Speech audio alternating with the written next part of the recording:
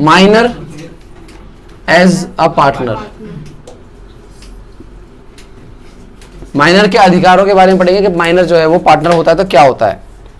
ठीक है, it refer to person less than the age of 18। 18 से कम का अगर कोई पर्सन है और उसको हमने पार्टनर बना लिया है तो वो कहलाएगा माइनर एज अ पार्टनर। ठीक है जी, क्या क्या उसके पास लीगल राइट होता है? Position of a minor before attaining majority. ठीक है, मतलब वो 18 से पहले अगर वो पार्टनर था तो उसके क्या क्या पोजीशन। पहले तो राइट्स के बारे में बात करते हैं, तो उसके बाद क्या क्या अधिकार हैं राइट्स ऑफ माइनर पार्टनर। पहले तो right to share in profit and assets. Profit, जितना भी प्रॉफिट कमाओगे उसमें माइनर का हिस्सा रहेगा। जो आपके पास एसेट्स है उस एसेट्स में भी उसका हिस्सा रहेगा। बाई चांस अगर कंपनी बंद हो जाती है, बंद कर रहे हो और ये एसेट्स को बेचा जा रहा है तो उसमें अपना वो हिस्सा लेगा। ठीक है, right in inspect the books of account. वो जो आप अपने बुक्स ऑफ अकाउंट मेंटेन करते हो, जितने भी अकाउंट्स मेंटेन करते हो उन अकाउंट्स को वो इंस्पेक्ट भी कर सकता है। अब इंस्पेक्ट करने के लिए 18 से कम है, उसको नॉलेज नहीं है कि कैसे किया जाए, उसको नहीं पता है, पढ़ा लिखा अगर नहीं आता उसको अकाउंट्स देख चेक करना, तो वो एक अकाउंट की कॉपी आपसे मांग करके किसी सीए के पास ले जा करके चेक भी करवा सकता है। समझ में आई बात? उसके पास ये राइट्स हैं। ठीक है, नेक्स्ट है राइट टू फाइल सूट। आपके ऊपर केस भी डाल सकता है वो। समझ में आई बात? किसी अदर पार्टनर के ऊपर भी केस डाल सकता है, पार्टनरशिप फर्म के ऊपर भी केस डाल सकता है। समझ में आई बात? ठीक है, अपने अधिकारों के लिए वो किसी के ऊपर भी केस कर सकता है, केस कर सकता है। ठीक है जी। रेस्पॉन्सिबिलिटी देखा जाए माइनर की, तो रेस्पॉन्सिबिलिटी क्या है? तो a minor partner responsible is liability limited only. उसकी जो पार्टनरशिप की जो रेस्पॉन्सिबिलिटी मतलब लायबिलिटी जो है वो लिमिटेड है। जितना पैसा उसका लगा हुआ है ना, सिर्फ उतने का ही नुकसान भरेगा, उससे ज्यादा का नुकसान नहीं हो सकता। उसकी लायबिलिटी हमेशा लिमिटेड होती है, याद रहेगा।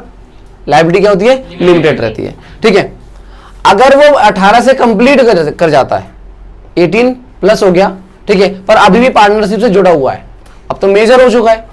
ठीक है, तो क्या देखिए, when he elect remain to partner. भाई उसके बाद दो ऑप्शन है, या तो वो पार्टनरशिप छोड़ दे या पार्टनरशिप में कंटिन्यू बना रहे।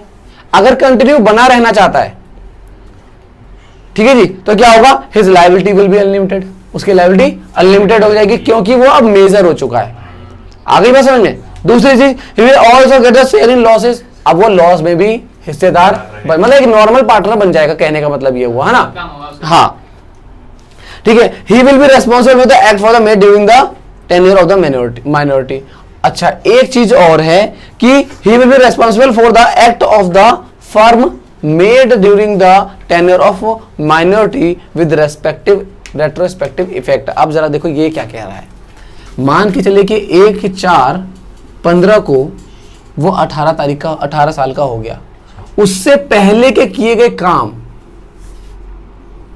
कोई काम थे, जैसे मान के चलिए वो कुछ भी एक्ट हो सकता है, और उसके बाद के किए गए काम, तो ये तो मेजोरिटी वाले केस में आएगा और ये माइनर वाले केस में आएगा। अगर वो इसके बाद पार्टनर बना रहना चाहता है तो वो इनके लिए भी लाइबल हो जाएगा। समझ में आई बात? हाँ, पुराने वाले जितनी ट्रांजेक्शन्स होंगी उनके लिए भी वो लाइबल हो जाएगा। जैसे मान के चलिए आपने 20,000 रुपए का माल बेचा था, किसी को उधार पहले बेचा था, ठीक है, और ये भाग गया, तो अगर इसके बाद अगर ये कंटिन्यू करता है तो इसका मतलब ये इनके लिए भी रेस्पॉन्सिबल है, तो इस लॉस में अब ये भी बियर करेगा। समझ में आई बात? बट अगर ये छोड़ के चला जाता है तो उस केस में इसको, इस वाले को बियर नहीं करेगा, क्योंकि वो माइनॉरिटी के टाइम पे भी ये ट्रांजेक्शन हो रखे थे।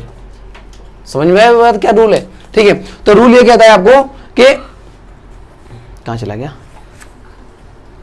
हाँ, when he elects not to remain in partnership, अगर वो पार्टनरशिप में अब नहीं रहना चाहता, वो छोड़ के जाना चाहता है, तब क्या होगा? His rights and responsibility minor will be till the date of the public notice। उसके पास जो राइट्स और नोटिस, वो जो राइट्स और अथॉरिटी जो उसको मिली हुई थी अभी, वो सिर्फ तब तक रहेगी जब तक इस डेट से एक वो पब्लिक नोटिस ना दे दे। एक पब्लिक नोटिस देना पड़ेगा। पब्लिक नोटिस जैसे कि न्यूज़पेपर में छपवा दिया या कहीं पे भी इस तरीके से कि इस डेट के बाद से मैं ये पार्टनरशिप छोड़ रहा हूं, ठीक है ना।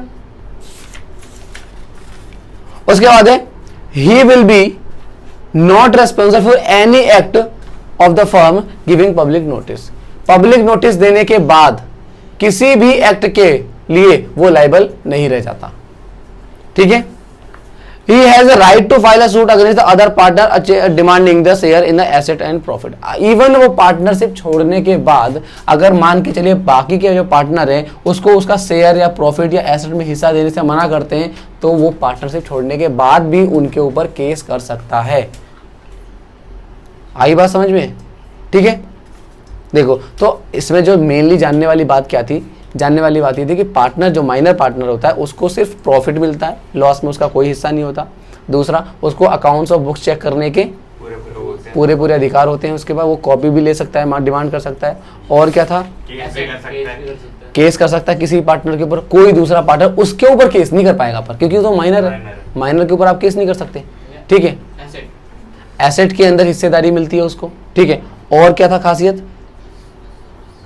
पहले किए गए काम अगर पार्टनरशिप छोड़ रहा है तो पार्टनरशिप जिस दिन मेजोरिटी अटेन की उसने, उससे पहले के कोई भी काम उसके लिए वो रेस्पॉन्सिबल नहीं है। ठीक है, अगर कंटिन्यू कर रहा है तो रेस्पॉन्सिबल हो जाएगा। ठीक है, बस यही पॉइंट थे खाली।